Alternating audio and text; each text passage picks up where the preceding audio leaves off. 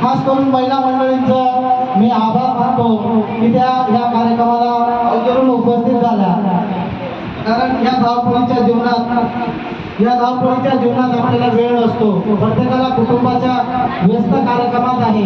पण मित्रांनो, हे जीवन क्षणभंगुर आहे, कधी कोणाचं काय घडेल सांगता येत नाही। माझ्या जीवनातला पहिला प्रसंग सांगतो।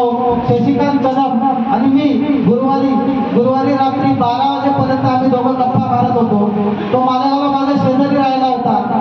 बघा, जीवनाचा प्रसंग कसा असतो, अक्षरशः 38 वयापर्यंत 40 वयापर्यंत लग्न झालेलं नव्हतं त्या मित्राचं लग्न झालं।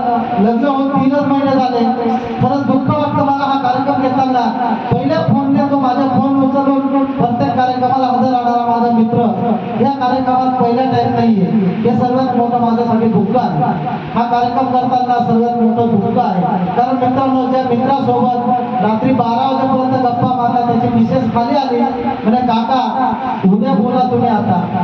उद्या काय झालं की उद्या शुक्रवारी तो मालेगावला आला नाही आणि शनिवारी सकाळी मी शाळेत होतो। सकाळची शाळा असते, सकाळच्या शाळेत आमच्या कॉलनीतून त्यांच्या रूम मालकाचा फोन आला की शशिकांतचं असं झालं। मला विश्वास बसत नव्हता।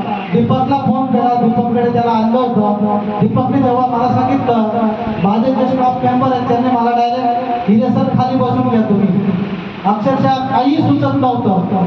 अक्षरशः मी त्यावेळेस तशीच गाडी काढून त्या सेकंदाला दवाखान्यात गेलो त्याला बघायला।